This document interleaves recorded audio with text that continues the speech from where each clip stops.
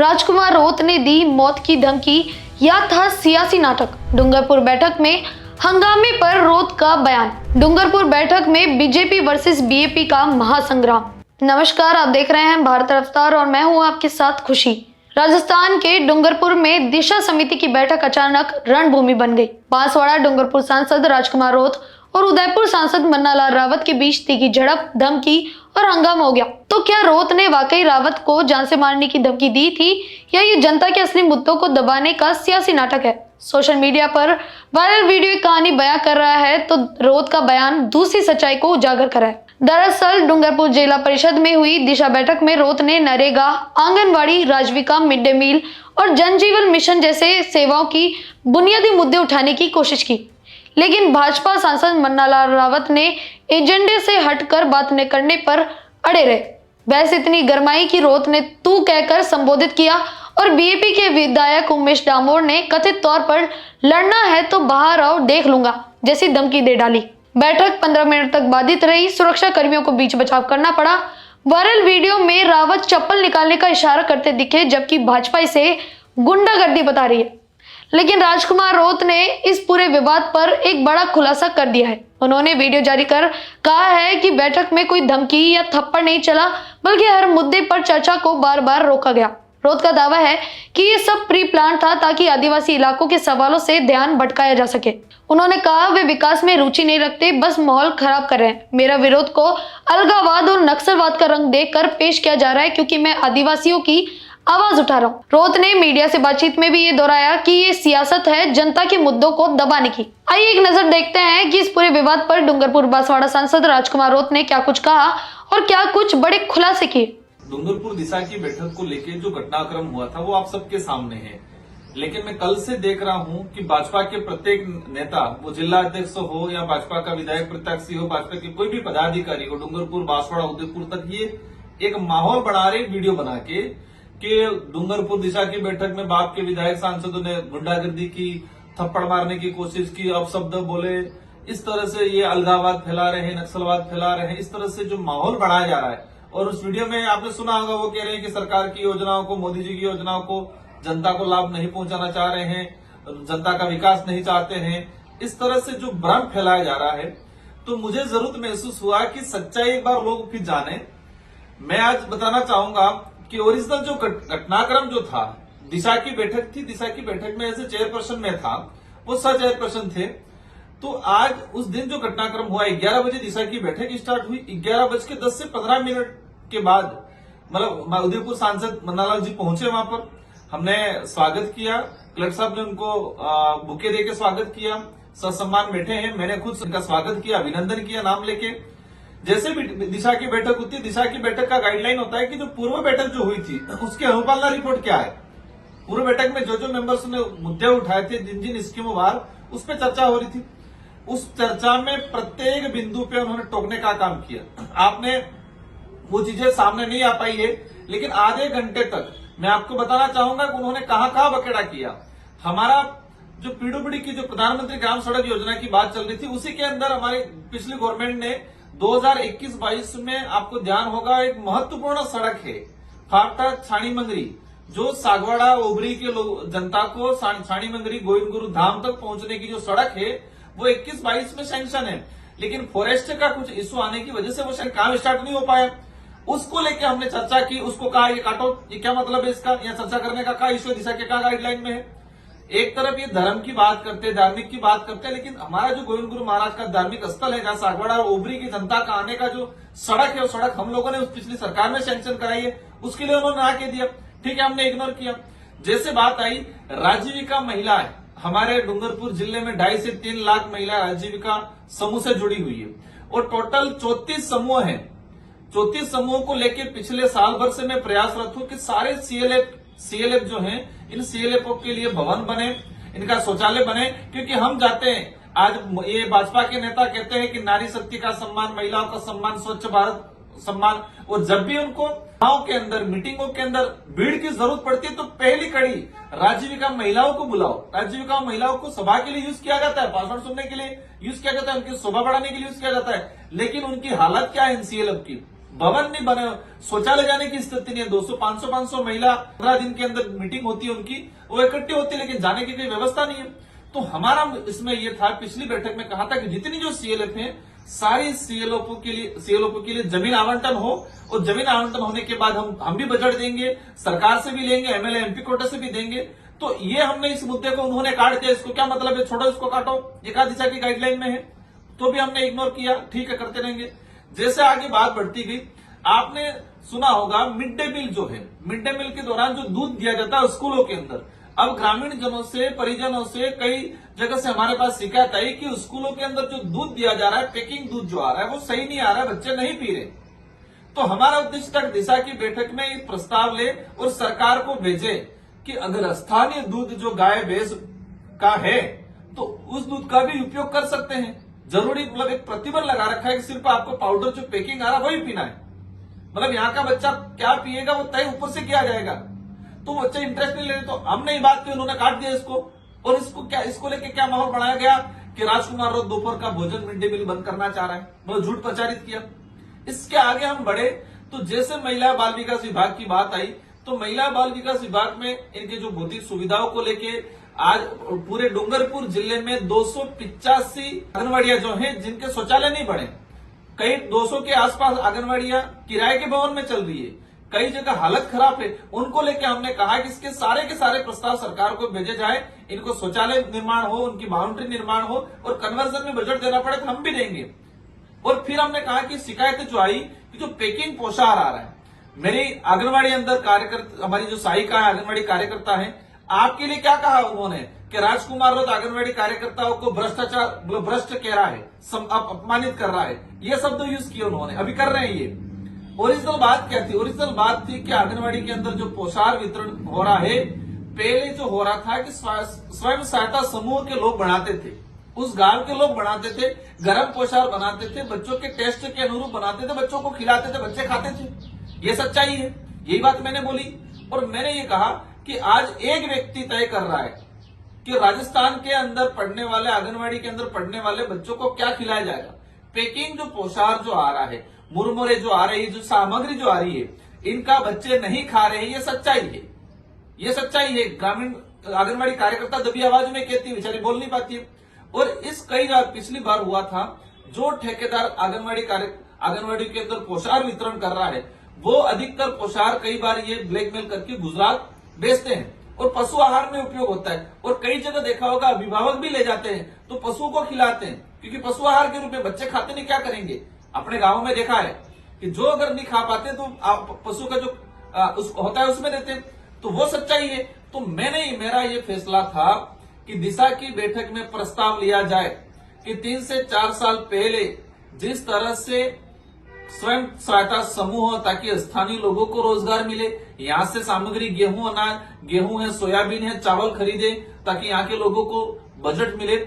तो ये इसको लेके हमने कहा कि प्रस्ताव बना के भेजे कि डूंगरपुर जिले में पूर्व की भांति स्वयं सहायता समूह आंगनवाड़ी कार्यकर्ता की मॉनिटरिंग में वो बनाएगी और बना के यहाँ के लोगों को, बच्चों को गर्म पोषार खिलाएगी। ये प्रस्ताव हमने रखा, उसको उन्होंने काट दिया। क्या मजाक बना रखा है, उल्टा सीधा बोलना शुरू कर दिया, तो भी हमने इग्नोर किया।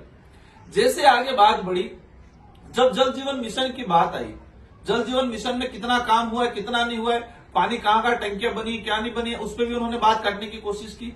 इसी तरह हम लोग आगे बढ़े तो जैसे मूल जो बात आई थी, पीएससी सीएससी के अंदर साफ सफाई नहीं है, जिला चिकित्सालयों के अंदर साफ सफाई को लेके, पार्किंग को लेके जो इश्यू चल रहा था, हमने कहा कि सारी सीएससी पीएससी पे, विशेषकर कुआ पीएससी और पीड पीएससी को लेके बात उठी थी कि पहले वहां पर डिलीवरी पॉइंट था, वहां पर अच्छी ओपीडी हो रही थी, सुविधा मिल रही थी, लेकिन इस सरकार आने के बाद नहीं मिल रही है, सच्चाई है। इस बात को कहा तो उन्होंने फिर हंगामा खड़ा कर दिया। मतलब ये सारे जो इश्यू मूल रूप से जितने जो बड़े बड़े इश्यू थे, इन सारे इश्यू पे उन्होंने टोकने का काम किया। आप फिर बात आगे बढ़ी, रोजगार गारंटी को लेके पिछली बैठक में चर्चा हुई थी कि रोजगार गारंटी के तहत 100 दिवस पूरे होने चाहिए। आप सबकी जानकारी में होना चाहिए कि रोजगार गारंटी एक ऐसी योजना है जो कहा जाए कि डूंगरपुर, बांसवाड़ा, उदयपुर आदिवासी बाहुल्य क्षेत्र के लिए लाइफलाइन थी, यहाँ के लोगों के लिए एक बड़ा सहारा था। तो इसमें इस सरकार आने के बाद अभी जो स्थिति बनी है कि डूंगरपुर जिले की डाटा की बात करें, क्योंकि दिशा की बैठक डूंगरपुर की थी। डूंगरपुर जिले की दिशा की बैठक में बात उठाई कि टोटल जॉब कार्ड कितने, 2.5 से 3 लाख जॉब कार्ड डूंगरपुर जिले के अंदर हैं टोटल, और कुछ एक्टिव 2.5 लाख के आसपास तो एक्टिव हैं, 2,65,000 के आसपास एक्टिव जॉब कार्ड है। हमने पूछा कि इतने जॉब कार्ड है, कितने परिवारों ने 100 दिन पूरे किए? उन्होंने तुरंत काट दिया, मोदी जी 125 दिन दे रहे, ये योजना बंद हो गई, अब तो जयराम जी आ गया। तो मैंने कहा ठीक है, आपकी सरकार है, आप 125 दिन देने की बात कर रहे हो, लेकिन इस साल कितने लोगों को 100 दिन भी पूरा दिया कि नहीं दिया? आंकड़ा सामने आया, 2800, मात्र 2800 लोगों को 100 दिन पूरे हुए हैं। और जॉब कार्ड कितने, 3 लाख के आसपास। ऊंट के मुंह में जीरा, 100 दिवस पूरे नहीं हो पाए डूंगरपुर जिले में, उसको उनके काट दिया। आज मेट कारीगरों को लेकर आप सभी जानते हो कि मैं लोकसभा में भी इस बात को उठाया। मैंने केंद्रीय मंत्री जी हैं पंचायती ग्रामीण विकास, उनसे भी संपर्क किया मैंने। उन्होंने कहा कि वहां से आपके बिल या फिर डाटा कोई कागज समय पे नहीं आए होंगे, बिल एमआईएस नहीं हुए होंगे, ये भी इशू रहा होगा। तो मेरा अधिकारियों का कहना था कि मार्च अप्रैल माह से मेट कारीगरों का भुगतान नहीं हुआ है। एक आज सरकारी कर्मचारी है, आज हम जनप्रतिनिधि है, अगर 1 तारीख से 5 तारीख के बीच में तनख्वाह नहीं आती है तो हमारा पूरा सिस्टम बिगड़ जाता है। मतलब हमारा जो मैनेजमेंट है, आर्थिक मैनेजमेंट पूरा खत्म हो जाता है। आदमी बौखलाहट, आदमी हालत खराब हो जाती है, उसके मांगने वाले इधर उधर उधारी वाले हालत खराब कर लेते हैं। अब एक हमारी ये स्थिति हो जाती है, कर्मचारी की स्थिति ये हो जाती है। तो जो मेट कारीगर जो पत्थर थापी उठा के मजदूरी कर रहा है, उसके 8-8 महीने 1-1 साल हो गया, उनका भुगतान नहीं आया। तो मैंने अधिकारियों को पूछा कि कौन से माह से मेट कारीगरों का भुगतान पेंडिंग है, और इसमें आपकी गलती है या सरकार की गलती है? क्योंकि सरकार कह रही है कि बिल एमआईएस नहीं कर रहे, आप कह रहे हो सरकार नहीं। तो मैं जानना चाह रहा था। उस पर उन्होंने कहा क्या कर रखा है? मैंने कहा पूर्व बैठक की अनुपालना रिपोर्ट में उन्होंने कहा कि पूर्व बैठक तो बखाड़ा थी, मतलब कबाड़ा था, कबाड़ा, पूर्व बैठक तो घोटाला थी। फिर इसी बात को आगे मैंने कहा ठीक है, मैंने जानना चाहा कि डूंगरपुर जिले के अंदर आज सामग्री मद का भुगतान नहीं हुआ है, आज सरपंच ठेकेदार हालत खराब है इनकी, उसको लेके मैं लड़ा हूं आगे। मैं जानना चाह रहा था कि आपकी तरफ से कुछ कमी तो नहीं रही है, कितने समय से बाकी है? पूरे डूंगरपुर जिले में ना करते 100-150 करोड़ रुपया पेंडिंग होगा, मेट कारीगर सामग्री सब मिला के। तो हम ये जानना चाह रहे थे, अधिकारी बताना चाह रहे थे, उन्होंने तुरंत बात काट दी। आप मोदी जी का विरोध कर रहे हो, ये मोदी जी का कागज है, ये तो आप संविधान का विरोध कर रहे हो, आप जनता को लाभ नहीं देना चाह रहे हो, मतलब उल्टा सीधा तरीके। हमने प्रयास किया कि शांतिपूर्वक, क्योंकि मैं एज अध्यक्ष था, मेरी जिम्मेदारी बनती थी इस बैठक को शांतिपूर्वक निपटना। नरेगा को लेके हमने ये जानने की कोशिश की।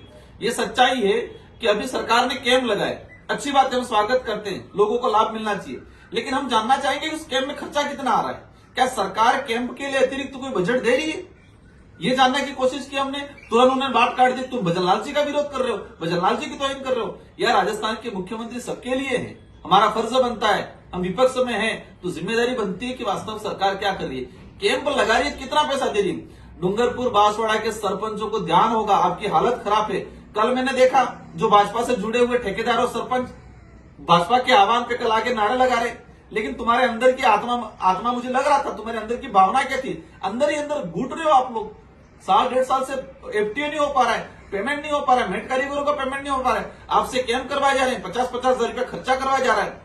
तो हमारा उद्देश्य ये था कल कि जो कैंप के लिए खर्चा आया है, कि दिशा की बैठक से प्रस्ताव लेकर सरकार को भेजे कि अतिरिक्त बजट पंचायतों को दे, ताकि कैंप का जो खर्चा है, और स्वच्छ भारत मिशन के तहत गांवों के अंदर टेंडर कराए जा रहे साफ सफाई के लिए।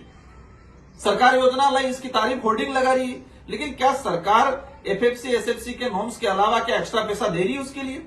तो हमने प्रस्ताव बना के भेजना चाह रहे थे कि साफ सफाई की जो टेंडर हो रहे हैं उसके लिए सरकार अतिरिक्त पैसा दे, कैंप लगे हैं, खर्चा हुआ है, उसके लिए अतिरिक्त पैसा दे। ये जो बातें हम प्रस्ताव बना के भेजना चाह रहे थे, उन्होंने बकड़ा खड़ा कर दिया। और मुझे तब गुस्सा आया, अति तब हो गई, क्योंकि आधा घंटे से हम सह रहे थे उनको। उन्होंने कहा, क्या कहा, ये तो पूर्व बैठक तो कबाड़ा थी, पूर्व बैठक तो फर्जी थी। तब मुझे गुस्सा आया, मैंने कहा तुम ऐसे कैसे कह रहे हो? तो मैंने तुम कहा, तो उन्होंने कहा तू बोल रहा है। मेरे तुम शब्द को उन्होंने तू में कन्वर्ट किया। मैंने कहा कौन कर रहा है? इस तरह से उन्होंने बौखलाहट वाली।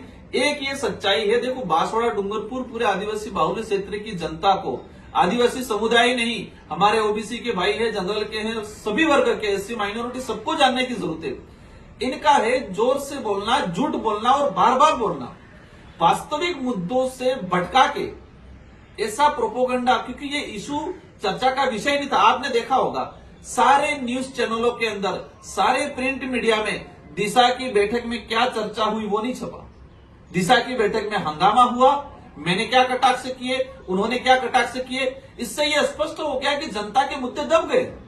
सारे के सारे न्यूज़पेपर में आप देख सकते हो कि दिशा की बैठक में किन किन मुद्दों पे चर्चा हुई।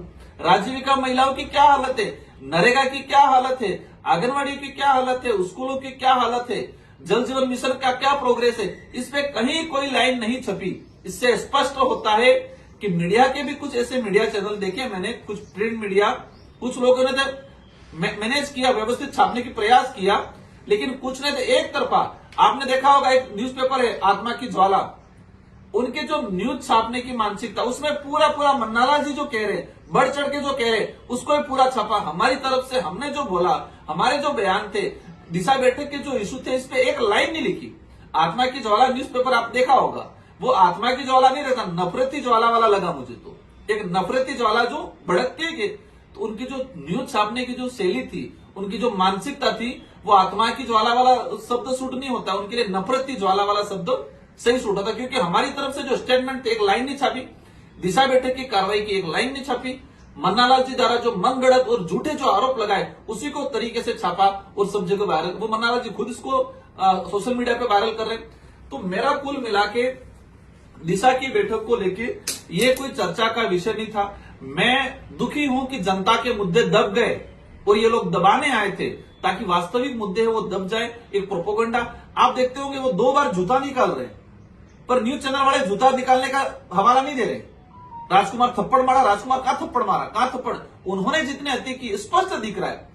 ये न्यूज चैनल मीडिया के साथियों को भी मेरा अनुरोध है, आप देश का चौथा स्तंभ हो, आपकी जिम्मेदारी बनती है कि सच्चाई को दिखाए, हकीकत को दिखाए। आप किसी के दबाव में आके, किसी के लालच में आके झूठ प्रचारित करके जनता को गुमराह करने का काम नहीं करे। जनता को ऑलरेडी मीडिया पे कुछ विश्वास हट गया है, थोड़ा बहुत बचा है, उसको भी जिंदा रखो उसको, और हकीकत जनता के सामने उसको पेश करो। तो मेरा, आपने देखा होगा हमारे आसपुर विधायक जी ने वो चप्पल निकाल रहे, बार बार आमने मेरे सामने टकराने की कोशिश कर रहे हैं। तो आसपुर विधायक जी ने कहा कि भाई आपको लड़ाई करने के बाहर आ जाओ।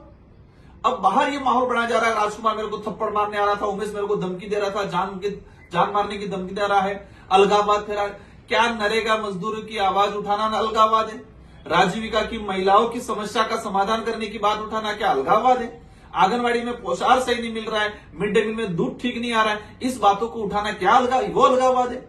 अगर मेरा जहां तक समझ में आया, भाजपा के नेताओं का एक एजेंडा बना हुआ जो जनता के वाजिब मुद्दों पे जो चर्चा करेगा, ऐसे लोगों को अलगाववाद की श्रेणी में लाना, ऐसे लोगों को गलत तरीके से पेश करना, बदनाम करने की इनकी नीति है।